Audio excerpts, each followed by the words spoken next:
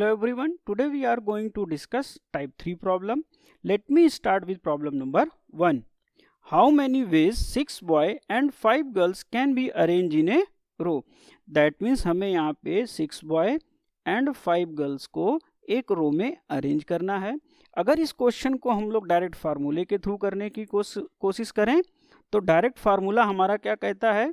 The number of arrangement in a row given by n factorial.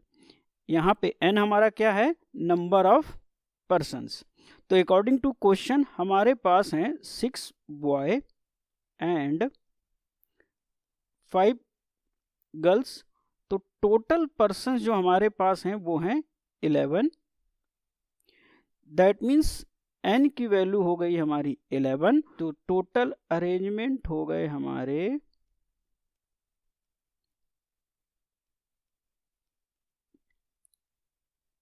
11 factorial. That means B is the correct option.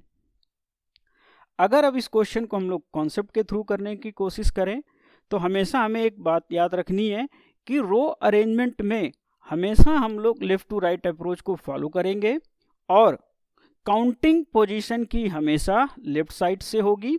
That means ये हमारी होगी first position, ये होगी हमारी second position, ये हो गई हमारी थर्ड पोजीशन और राइट साइड की जो पोजीशन होगी वो हमेशा हमारी होगी last position.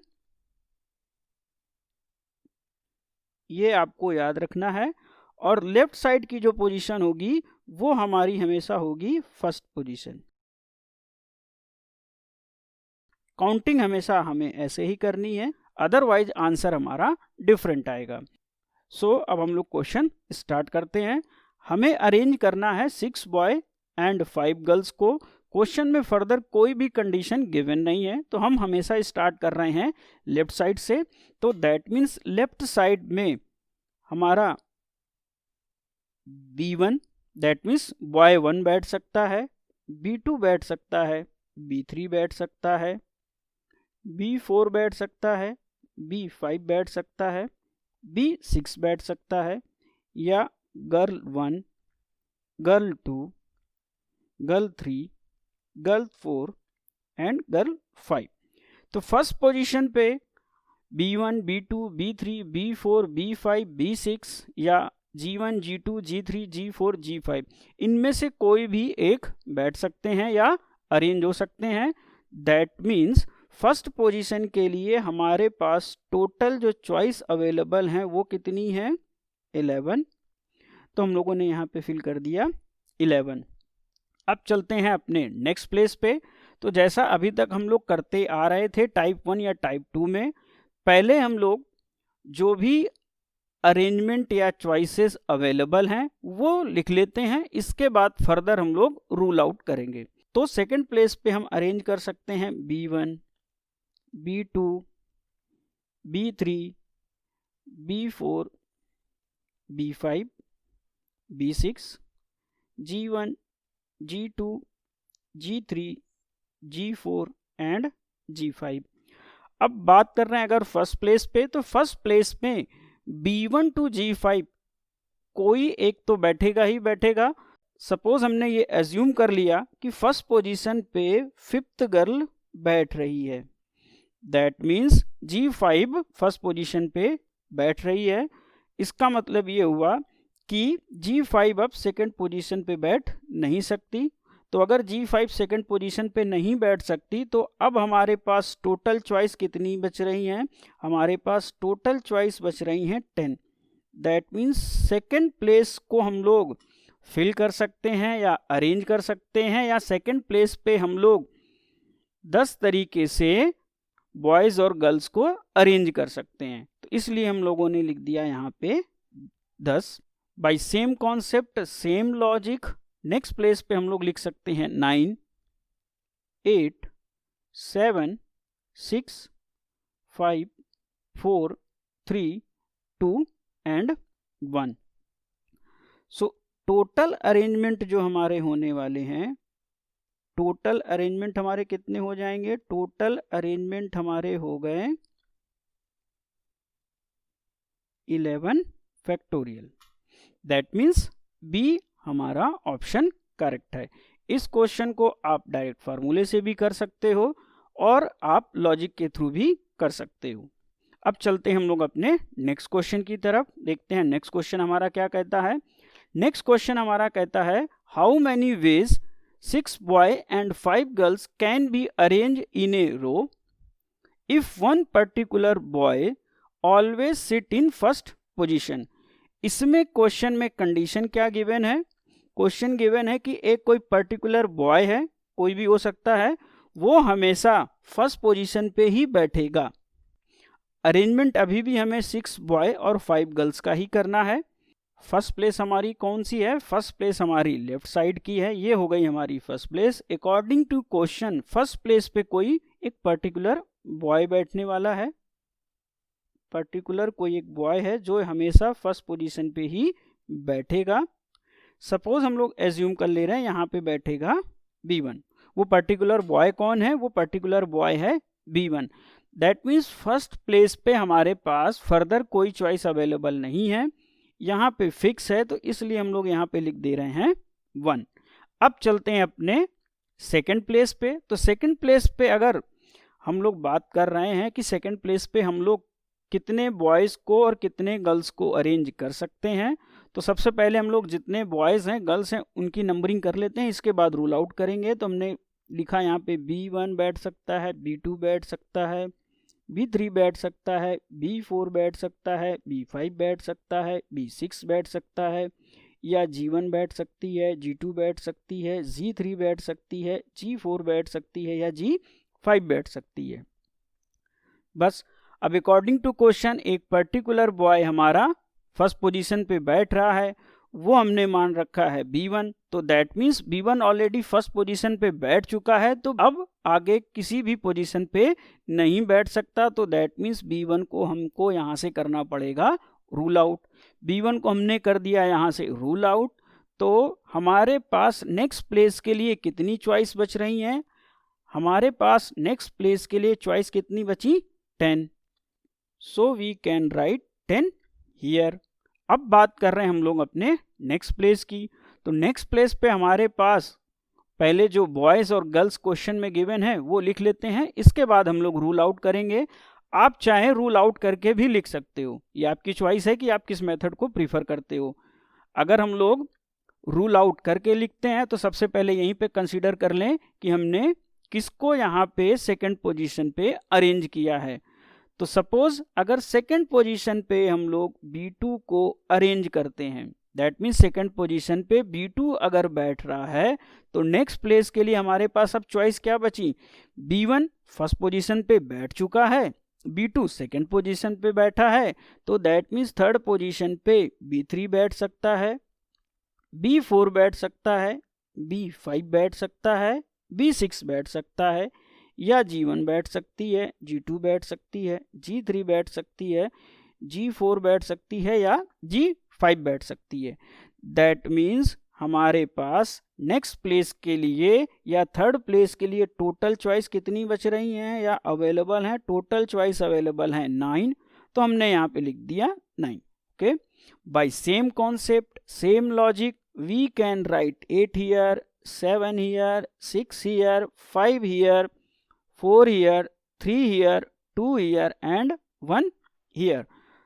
So total arrangement हमारे अब कितने हो जाएंगे? सो टोटल अरेंजमेंट हमारे हो गए कितने? टोटल अरेंजमेंट हो गए हमारे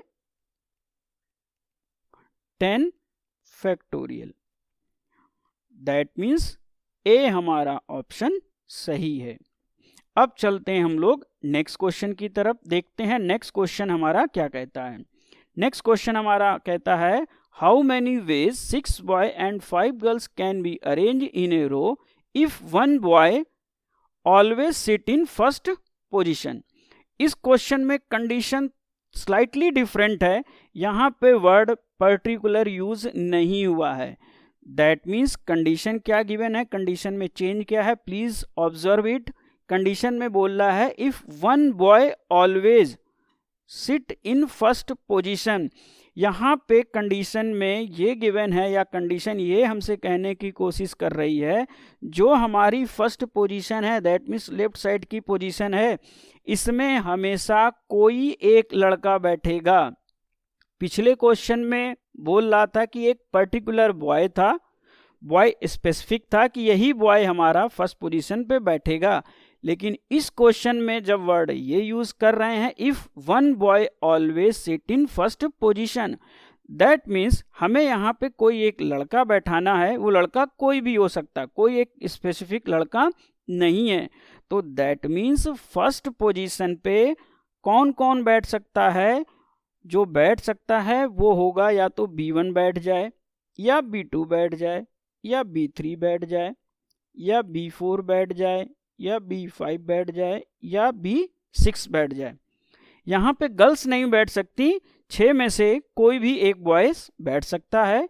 लास्ट क्वेश्चन में हमारा एक स्पेसिफिक लड़का था, एक पर्टिकुलर लड़का था जो बैठ रहा था, इसलिए हम लोगों ने वहाँ पे चॉइस लिखी थी 1। लेकिन यहाँ पे अकॉर्डिंग टू क्वेश्चन हम लोग फिल कर सकते हैं इस प्लेस को बाय 6 चॉइस। हमारे पास 6 बॉयज अवेलेबल हैं जो इस फर्स्ट प्लेस को फिल कर सकते हैं, तो इसलिए हम लोग यहाँ पे लिख दे रहे हैं 6। अब पहले यहाँ पे B1, B2, B3, B4, B5 और B6 में से किसी एक को तो बैठना ही बैठना है। तो सपोज यहाँ पे हमने बैठा दिया B1 को। सपोज फर्स्ट प्लेस पे हमारा कोई एक लड़का बैठना था, तो हमने B1 को बैठा दिया। अब चलते हैं हम लोग नेक्स्ट प्लेस पे। तो नेक्स्ट प्लेस के लिए हमारे पास क्वेश्चन में कोई भी एडिशनल कंडीशन गिवन नहीं है, तो दैट मीन्स सेकंड प्लेस पे कोई बॉय भी बैठ सकता है और कोई गर्ल्स भी बैठ सकती है। लेकिन B1 हमारा फर्स्ट पोजीशन पे बैठ चुका है, तो दैट मीन्स सेकंड पोजीशन पे या तो B2 बैठ सकता है, B3 बैठ सकता है, B4 बैठ सकता है, B5 बैठ सकता है, B6 बैठ सकता है, या G1 बैठ सकती है, G2 बैठ सकती है, G3 बैठ सकती है, G4 बैठ सकती है, या G5 बैठ सकती है। तो सेकंड प्लेस के लिए हमारे पास टोटल चॉइस कितनी अवेलेबल है? 10 चॉइस अवेलेबल है। सेकंड प्लेस के लिए हमारे पास चॉइस कितनी अवेलेबल हो रही हैं? 10। सेकंड प्लेस को हम लोग फिल कर सकते हैं विथ 10 चॉइसेस। सो हमने लिख दिया यहाँ पे 10। अब फिर एज्यूम कर ले रहे हैं कि सेकंड प्लेस पे कोई एक गर्ल्स या कोई एक बॉयज बैठेगा ही बैठेगा। तो सपोज हम लोग एज्यूम कर ले रहे हैं कि यहाँ पे B2 बैठता। तो अगर यहाँ पे B2 बैठ रहा है तो नेक्स्ट प्लेस पे कौन कौन बैठ सकता है? B3 बैठ सकता है, B4 बैठ सकता है, B5 बैठ सकता है, B6 बैठ सकता है, या G1 बैठे, G2 बैठे, G3 बैठे, G4 बैठे, या G5 बैठे। तो हमारे पास कितनी चॉइस बच रही है थर्ड प्लेस के लिए या नेक्स्ट प्लेस के लिए? तो हमारे पास चॉइस कितनी अवेलेबल है? 9 चॉइस। तो हम लोग लिख दिए यहाँ पे 9। अब by same concept, same logic, हम लोग यहाँ पे लिख सकते हैं 8, 7, 6, 5, 4, 3, 2 और 1। अगर 10 से लेके 1 तक हम लोग ध्यान से देख रहे हैं तो इसको हम लोग लिख सकते हैं 10 फैक्टोरियल। तो दैट मीन्स हमारे पास इस केस में टोटल अरेंजमेंट कितने होने वाले हैं? टोटल अरेंजमेंट जो होने वाले हैं वो हो गए 6 into 10 factorial. 6 into 10 factorial, that means A is the correct option. अब चलते हैं नेक्स्ट क्वेश्चन की तरफ। नेक्स्ट क्वेश्चन हमारा क्या कहता है? नेक्स्ट क्वेश्चन हमारा कहता है how many ways 6 boy and 5 girls can be arrange in a row if 1 boy always sit in first position and 1 girl always sits in last position. That means इस question में condition में क्या change आ रहा है? इस condition में वो ये कह रहा है कि जो हमारी फर्स्ट पोजीशन है यहाँ पे हमेशा कोई एक बॉयज बैठेगा, और जो हमारी लास्ट पोजीशन है दैट मीन्स 11th पोजीशन है, यहाँ पे कोई एक गर्ल्स बैठेगी। ठीक है, यहाँ पे वर्ड पर्टिकुलर यूज नहीं है, दैट मीन्स कोई स्पेसिफिक बॉय या कोई स्पेसिफिक गर्ल्स की बात नहीं कर रहे हैं। तो फर्स्ट पोजीशन में 6 में से कोई एक बॉयज बैठ सकता है और लास्ट पोजीशन पे 5 में से कोई एक गर्ल्स बैठ सकती है। तो अब हम लोग आ रहे हैं फर्स्ट पोजीशन पे। तो फर्स्ट पोजीशन पे कौन कौन बैठ सकता है? B1 बैठ जाए, या B2 बैठ जाए, या B3 बैठ जाए, या B4 बैठ जाए, या B5 बैठ जाए, या B6 बैठ जाए। तो हमारे पास फर्स्ट प्लेस के लिए कितनी चॉइस अवेलेबल है? फर्स्ट प्लेस के लिए हमारे पास चॉइस अवेलेबल हो रही हैं 6, तो हमने लिख दिया यहाँ पे 6। अब चलते हैं हम लोग अपने लास्ट प्लेस पे। तो लास्ट प्लेस पे कोई एक गर्ल्स ही बैठनी है, तो गर्ल्स कौन कौन बैठ सकती है? या तो G1 बैठ जाए, या तो G2 बैठ जाए, या G3 बैठ जाए, या G4 बैठ जाए, या G5 बैठ जाए। तो लास्ट पोजीशन पे हमारे पास कितनी चॉइस हैं? लास्ट पोजीशन पे हमारे पास चॉइस कितनी अवेलेबल हो रही है? 5। तो हमने लिख दिया यहाँ पे 5। ठीक है, ओके। अब आ रहे हैं हम लोग अपने सेकंड पोजीशन पे। तो सेकंड पोजीशन पे आने के पहले हम लोग एक काम कर लेते हैं। सपोज फर्स्ट पोजीशन पे B1 to B6 कोई एक बॉयज बैठेगा, तो हम लोग एज्यूम कर ले रहे हैं कि यहाँ पे B1 बैठ रहा होगा और लास्ट पोजीशन पे हमारी G5 बैठ रही होगी। आप किसी को भी एज्यूम कर सकते हो। सपोज हम मान ले रहे हैं G5 बैठ रही होगी। तो अब हम लोग अगर अपने सेकंड पोजीशन की बात कर रहे हैं, तो सेकंड पोजीशन पे कौन कौन बैठ सकता है? B1 तो नहीं बैठ सकता क्योंकि वो फर्स्ट पे बैठ चुका है। तो यहाँ पे बैठ सकता है B2, B3, B4, B5 and B6। अब अगर गर्ल्स की बात कर रहे हैं तो यहाँ पे गर्ल्स बैठ सकती है G1, G2, G3, G4, G5 यहाँ पे नहीं बैठ सकती क्योंकि G5 ऑलरेडी लास्ट पोजीशन पे बैठ चुकी है। तो दैट मीन्स हमारे पास यहाँ पे अब कितने चॉइस अवेलेबल हैं? B2, B3, B4, B5, B6, G1, G2, G3 और G4। तो दैट मीन्स हमारे पास टोटल चॉइस कितनी अवेलेबल हो रही हैं? टोटल चॉइस अवेलेबल हो रही हैं 9। तो हमने यहाँ पे लिख दिया 9। अब अगर हम लोग नेक्स्ट प्लेस की बात कर रहे हैं, तो सपोज हमने यहाँ पे बैठा दिया किसको? B2 को। तो अगर अब हम लोग नेक्स्ट प्लेस की बात करेंगे तो नेक्स्ट प्लेस पे कौन कौन बैठ सकता है? B3 बैठ सकता है, B4 बैठ सकता है, B5 बैठ सकता है, B6 बैठ सकता है, G1 बैठ सकता है, G2 बैठ सकता है, G3 बैठ सकता है, G4 बैठ सकता है और यहाँ पे G5 नहीं बैठ सकता क्योंकि G5 ऑलरेडी लास्ट पोजीशन पे बैठ चुका है या बैठ चुकी है। तो अब हम लोग बात कर रहे हैं इस यहाँ पे चॉइस की। तो हमारे पास टोटल चॉइस कितनी अवेलेबल हो रही हैं? 8 चॉइसेस। तो अगर 8 चॉइसेस अवेलेबल हो रही तो यहाँ पे हमने लिख दिया 8। बाकी सारी प्लेसेस को हम लोग by same concept, same logic अगर फिल करेंगे तो यहाँ पे लिख सकते हैं 7, यहाँ 6, यहाँ 5, यहाँ 4, यहाँ 3, यहाँ 2 और यहाँ 1। तो अगर हम लोग 9 से लेके 1 तक को देख रहे हैं, तो 9 से 1 तक को अगर हम लोग देख रहे हैं तो इसको हम लोग सकते हैं 9 फैक्टोरियल। तो दैट मीन्स हमारा जो टोटल अरेंजमेंट होने वाला है फॉर दिस केस या फॉर दिस क्वेश्चन क्या होगा? टोटल अरेंजमेंट गिवन बाय, ये कितना होगा? 6 into 5 into 9 factorial. That means D is the correct option.